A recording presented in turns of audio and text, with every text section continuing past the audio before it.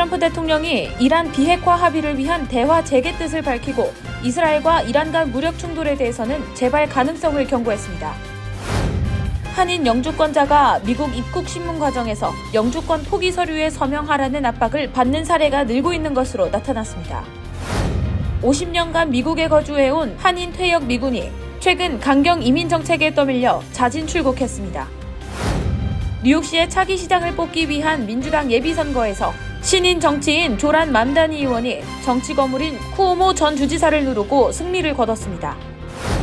맨해튼의 한 기업 임원이 8년에 걸쳐 회사 돈 약 600만 달러를 횡령한 혐의로 기소됐습니다.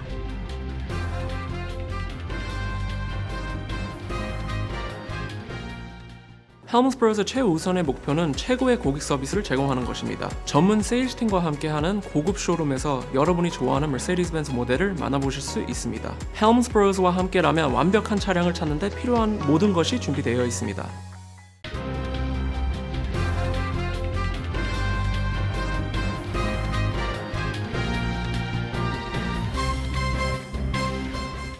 안녕하십니까?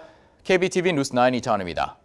미국으로부터 핵시설 타격을 받은 이란 측이 핵 프로그램 재개 의지를 밝힌 가운데 트럼프 대통령은 다음 주 이란과 대화할 것이라고 말했습니다. 또 이스라엘과 이란 간 무력 충돌에 대해서는 재발 가능성을 경고하며 휴전 합의가 공고하지는 않음을 내비쳤습니다. 첫 번째 소식 김은지 기자가 전해드립니다. 북대서양 조약기구 나토 회의 참석차 네덜란드 헤이그를 찾은 도널드 트럼프 대통령은 기자회견을 통해 다음 주 중 이란과 대화를 가질 예정이라고 밝히면서 우리가 이란에 요구할 것은 단 한 가지, 핵과 관련된 것이라고 말했습니다. 즉, 이스라엘과 이란 간의 무력 충돌로 중단됐던 미국과 이란 간 이란 비핵화 합의를 위한 대화를 재개하겠다는 것으로 풀이됩니다. 그러면서 트럼프 대통령은 나는 두 나라를 모두 상대했는데 둘 다 지치고 탈진한 상태라고 답하면서도 무력 충돌 재개 가능성에 대해서는 언젠가 그럴 수 있다고 본다. 어쩌면 조만간 재개될 수도 있다고 언급해 양국 간 휴전 합의가 공고하지는 않음을 내비쳤습니다. 이에 따라 미국은 이란과의 대화를 통해 이란이 핵무기를 공개적으로 포기한다고 선포하도록 유도하고 비핵화에 관한 협정을 체결할 가능성도 클 것으로 보입니다. 아울러 트럼프 대통령은 이란이 석유를 팔고자 한다면 팔 것이다. 우리는 석유를 빼앗으려는 게 아니다라고 밝혀 이란 석유 수출에 대한 제재 완화 가능성을 시사하기도 했습니다. 앞서 트럼프 대통령은 지난 23일 자신의 SNS 트루스 소셜을 통해 이스라엘과 이란 간 휴전 합의가 이뤄졌다고 주도적으로 발표했습니다. 그러나 트럼프 대통령이 밝힌 휴전 발효 시간 직후에도 양측은 소규모 공격을 주고받았으며 이에 트럼프 대통령은 양측을 강한 어조로 비난한 뒤 휴전이 유효하다고 밝혔고 그 이후로 양측 간 추가적인 충돌은 아직 발생하지 않았습니다. KBTV 뉴스 김은지입니다. 한인 영주권자가 입국 신문 과정에서 영주권 포기 서류에 서명하라는 압박을 받는 사례가 늘고 있는 것으로 나타났습니다. 잦은 출입국 이유를 제대로 설명하지 못하거나 장기간 해외 체류 기록이 있는 경우 영주권자라도 고강도 심사를 거치고 있습니다. 이민 변호사들은 입국 심사 시 영주권 포기를 종용받아도 서명해서는 안 된다고 강조했습니다. 전장 기자가 전해드립니다. 조지아 한인 변호사협회 산하 솔로 앤 스몰펌 위원회 주최로 열린 무료 법률 세미나에서 이종원 변호사는 입국 시 전화와 노트북 등 전자기기의 잠금 해제를 요구하고 수색하는 경우가 늘었다며 입국 전 소셜미디어상 민감한 게시글과 대화는 미리 삭제하고 심사 과정에서 영어로 의사표현이 어려울 경우 한국어 통역을 요구해야 한다고 조언했습니다. 이 변호사는 유학생과 무비자 방문객에 대해서도 일을 도와준다는 등 가족이나 친구 사이 무심코 주고받는 메시지가 취업의 증거로 오해를 살 수 있으니 조심해야 한다고 당부했습니다. 특히 입국 심사 시 영주권 포기를 종용받아도 서명해서는 안 된다고 강조했습니다. 영주권 박탈과 추방은 법원을 거쳐야 가능하다고 전했습니다. 시민권자는 미국 출입과 입국의 자유가 보장되지만 영주권자에게는 입국이 보장되지 않으며 다만 법적 절차 없이 영주권을 박탈할 수 있다는 것입니다. 영주권자의 대처 방법으로는 180일 이상 해외 장기 체류 시 재입국 허가서를 미리 신청하고 불가피한 이유로 180일 이상 체류 시 증빙 서류를 지참하는 것이 좋습니다. 또 세금 보고서, 임대 계약서, 급여 명세서 등 미국 생활 근거 자료를 준비하고 변호사 선임서와 편지를 지참하는 것이 좋습니다.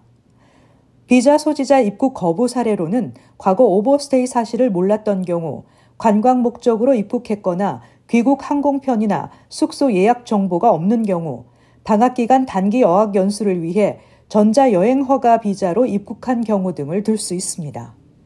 KBTV 뉴스 전상입니다. 50년간 미국에 거주해온 55세 퇴역 미군인 박세준 씨가 최근에 강경 이민 정책으로 자진 출국 형식으로 미국을 떠나 한국으로 돌아갔습니다. 박 씨는 미 군사 훈장까지 받았던 한국계 퇴역 미군으로 제대 후 외상 후 스트레스 장애를 심하게 겪어왔던 것으로 알려졌습니다. 계속해서 전상 기자입니다. NPR 등 보도에 따르면 최근까지 하와이에 거주했던 박세준 씨는 지난 23일 한국행 비행기에 올랐습니다. 미 영주권자인 박 씨는 15년 전 마약 소지와 법정 불출석 등으로 추방 명령을 받았지만 이민 당국의 허가로 미국에 체류해 오다 이달 초 돌연 자진 출국하지 않으면 구금될 것이라는 통보를 받았습니다.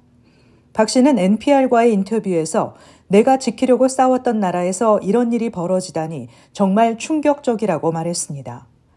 고교 졸업 후 미군에 입대한 그는 1989년 파나마 침공 작전에 투입됐다 등의 총상을 입고 명예 제대했고 당시 전투 공로를 인정받아 퍼플 하트 훈장을 받았습니다. 퍼플 하트 훈장은 미국의 군사 훈장으로 전투를 포함한 군사 작전으로 죽거나 부상당한 군인에게 주어집니다. 그러나 박 씨는 제대 후 외상 후 스트레스 장애를 심하게 겪었으며 이로 인해 약물에 손을 대게 됐다고 전했습니다. 그는 뉴욕에서 마약 거래를 하다 경찰에 체포됐으며 이후 3년간 복역하고 출소한 박 씨는 하와이로 이주해 마약을 끊고 자동차 대리점에서 일하며 가족을 돌봐왔습니다. 그러나 이달 초 이민 단속국으로부터 앞으로 몇 주 안에 자진 출국하지 않으면 구금 추방될 것이라는 경고를 받았습니다. 결국 박 씨는 50년가량 고향으로 여기며 살던 미국을 떠나기로 한 것입니다. KBTV 뉴스 전상입니다. 뉴욕시의 차기 시장을 뽑기 위한 민주당 예비선거에서 무명이나 다름없는 33살의 신인 정치인 두란 맘다니 의원이 승리를 이뤘습니다. 맘다니 의원은 오는 11월 실시되는 뉴욕시장 선거에 민주당 본선 후보로 출마하게 됩니다. 전상 기자가 전해드립니다. 2파전으로 치러진 이번 예비선거에서 맘다니는 당초 승리가 유력시되던 앤드루 쿠오모 전 주지사를 7%포인트 차이로 여유 있게 따돌렸습니다. 민주적 사회주의자로 평가받는 맘다니 의원은 선거 기간 젊은 층과 진보 유권자들의 열광적인 지지를 얻었습니다. 맘다니 의원은 수개월 전까지만 해도 무명에 가까웠던 정치 신인이었지만 버니 샌더스 연방 상원의원, 알렉산드리아 오카시오코르테스 연방 하원의원 등 진보 진영의 전폭적인 지지를 받으면서 유력 주자로 떠올랐습니다. 인도계 무슬림인 그는 무료 공영버스, 무상 보육 등의 공약을 내걸었습니다. 선거 전 막판까지 치열한 경쟁을 벌였던 앤드루 쿠오모 전 주지사는 맘다니 의원에게 축하 전화를 걸어 패배를 인정했습니다. 민주당 소속으로 뉴욕주에서 3선 고지에 올랐던 쿠오모 전 주지사는 조 바이든 전 대통령 당선 후에는 법무장관 후보로 거론될 정도로 전국적인 지명도를 가진 정치인입니다. 그러나 2021년 전 현직 보좌관 등 11명의 여성을 성추행하고 추행 사실을 공개한 직원에게 보복 조치를 했다는 의혹이 제기된 뒤 자진해서 사퇴한 바 있습니다. 쿠오모 전 주지사는 지난 3월 공식 출마 선언 이후 안정된 리더십 등을 부각하면서 각종 여론조사에서 줄곧 지지율 선두 자리를 지켜왔지만 정치 신인 맘다니에게 패배하고 말았습니다. 현직 애덤스 시장은 무소속으로 재선에 도전하겠다고 밝힌 상태입니다. 경찰 출신인 애덤스 시장은 뇌물수수와 불법 선거 자금 모금 등의 혐의로 기소됐지만 트럼프 행정부 들어 기소가 취소됐습니다. 맘다니 의원이 본선에서 애덤스 시장을 꺾는다면 사상 최초의 인도계 뉴욕시장이 될 뿐 아니라 최초의 무슬림 뉴욕시장으로도 기록됩니다. 뉴욕시장 본선거는 오는 11월 4일 실시됩니다. KBTV 뉴스 전상입니다. 뉴욕 맨하튼의 한 기업 임원이 8년에 걸쳐 회사 돈 약 $600만 횡령한 혐의로 기소됐습니다. 그는 횡령한 자금으로 고급 반지와 비행기표 수백 장을 구매하는 등 초호화 삶을 즐겨온 것으로 드러났습니다. 김은지 기자가 전해드립니다. 맨해튼 디지털 뱅킹 플랫폼 엔시노의 최고 마케팅 책임자인 61세 마이클 콜린스가 자신이 근무했던 두 회사에서 약 600만 달러, 한화로 83억 원을 빼돌린 혐의로 기소됐습니다. 검찰에 따르면 콜린스는 허위로 회사를 만들어 가짜로 직원 및 사장을 등록하고 이메일, 전화번호, 계좌 정보까지 조작해 치밀하게 범행을 준비한 것으로 드러났습니다. 콜린스는 어제 맨해튼 대배심에 출석했으며 대규모 자금 횡령 및 절도 문서 위조 혐의에 대해 무죄를 주장했습니다. 마이클 로온고 맨해튼 지방검찰청 차장검사는 피고인은 도난 자금을 이용해 최고급 클럽 회원권과 명품 브랜드를 구매하고 파인다이닝을 즐겼을 뿐 아니라 150건이 넘는 항공권 구매, 호텔 숙박비로 횡령한 자금을 사용했다고 지적했습니다. 이외에도 콜린스는 약 15만 달러에 달하는 약혼 반지를 고급 주얼리샵에서 구입하는데도 횡령한 회사 돈을 사용한 것으로 드러났습니다. 기소장에 따르면 콜린스는 2016년 3월부터 2024년 4월까지 콰트로 콰드라티와 리전 드라이버스라는 두 개의 가짜 회사를 만들어 범행에 사용했으며 범행이 발각될 것을 우려해 자신에 대한 신원 조회를 피할 수 있는 방법까지 미리 알아봤던 것으로 드러났습니다. 루온고 차장검사는 콜린스에 대해 50만 달러의 보석금을 책정했습니다. 검찰에 따르면 콜린스는 한 금융교육 비영리 단체에서 임원으로 근무하던 시절 500만 달러를 횡령했으며 이후 에듀테크 기업으로 옮긴 뒤에도 100만 달러에 가까운 금액을 추가로 횡령했습니다. 이 과정에서 그는 현금으로 약 17만 달러를 인출했던 사실도 드러났지만 자금을 어디에 사용했는지는 아직 추적 중입니다. 콜린스의 변호인은 의뢰인은 혐의를 전면 부인하고 있으며 보석금 감면이 필요하다고 주장했지만 재판부는 이를 받아들이지 않고 검찰 측의 요청대로 50만 달러 보석금을 명령했습니다. 엘빈 프레그 맨해튼 지방검사장은 우리 금융사기 수사국과 수사부는 이 같은 범죄 행위를 철저히 조사하고 책임 있는 자들을 반드시 법의 심판대에 세울 것이라고 밝혔습니다. 콜린스는 오는 10월 7일 법원에 다시 출석할 예정입니다. KBTV 뉴스 김은지입니다. 도널드 트럼프 행정부의 상호 관세 90일 유예 기간 종료가 2주 앞으로 다가온 가운데 유예 연장 가능성이 제기됐다고 블룸버그 통신이 보도했습니다.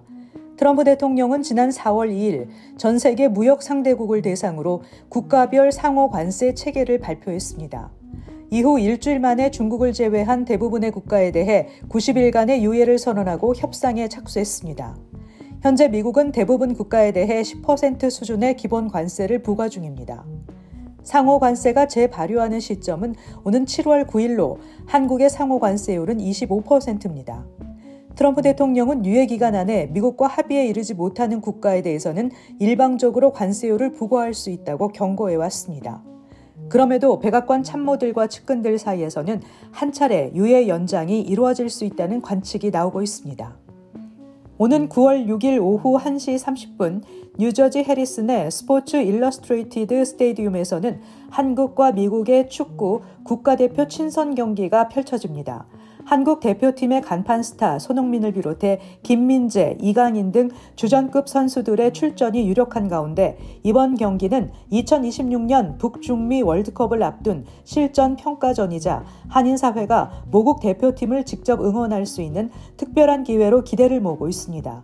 뉴욕 뉴저지 한인사회는 2026 월드컵 뉴욕 뉴저지 한인위원회를 구성하고 본격적인 응원 준비에 나섰습니다. 위원회는 티켓 공동구매, 홍보 캠페인, K푸드 및 K상품 프로모션 등 다양한 준비를 추진 중이며 9월 6일 경기를 한인사회 단합을 보여주는 응원의 전초전으로 삼겠다는 계획입니다. 지난달 발생한 캘리포니아주 팜스프링 난임 클리닉 차량 폭발 테러 사건의 공범으로 기소된 데니얼 종현박이 연방구치소에서 숨졌습니다. 뉴욕 포스트에 따르면 박 씨는 구금센터에서 의식을 잃은 채 발견됐습니다. 시설 내 요원들이 박 씨를 인근 병원으로 이송했지만 병원에서 사망 선고가 내려졌습니다. 미 법무부 교도국은 구치소 내 다른 수용자나 직원의 피해는 없었으며 공공안전에 영향을 줄 만한 위협도 없었다고 밝혔습니다. 사망 원인은 공개되지 않았습니다. 박 씨는 지난달 17일 가이 웨이워드 바트커스와 함께 팜스프링 난임 클리닉을 폭파하려 한 혐의로 기소돼 수감 중이었습니다. 뉴욕 일대에서 진드기 개체수가 폭발적으로 증가해 보건당국에 비상이 걸렸습니다. 포덤 대학교 루이스 칼터 센터의 토머스 데니얼스 소장은 지난해와 비교해 진드기 수가 30에서 40% 증가했다며 예상보다 훨씬 가파른 증가세라고 밝혔습니다. 진드기 지수는 현재 최고 위험 수준인 10단계에 도달한 상태입니다. 롱얼랜드 스토니브룩 병원의 진드기 질환센터에서도 최근 환자 수가 급증하고 있습니다. 문제가 되는 주된 종은 라임병을 유발하는 검은다리 사슴 진드기이며 여기에 최근에는 론스타 진드기까지 확산되고 있습니다. 전문가들은 야외 활동 시 긴 바지와 긴 소매 옷을 착용할 것을 권장했습니다. 잠시 후 커뮤니티 브리핑을 전해드립니다.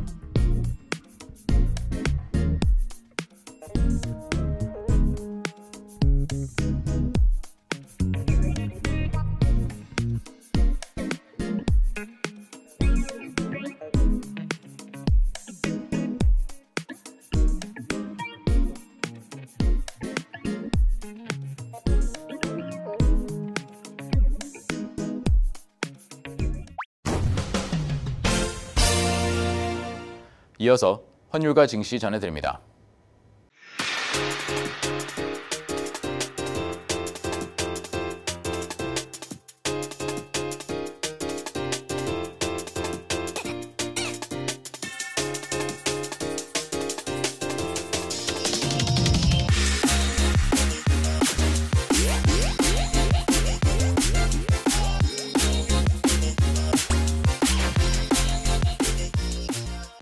잠시 후 뉴욕과 뉴저지 날씨 전해드립니다.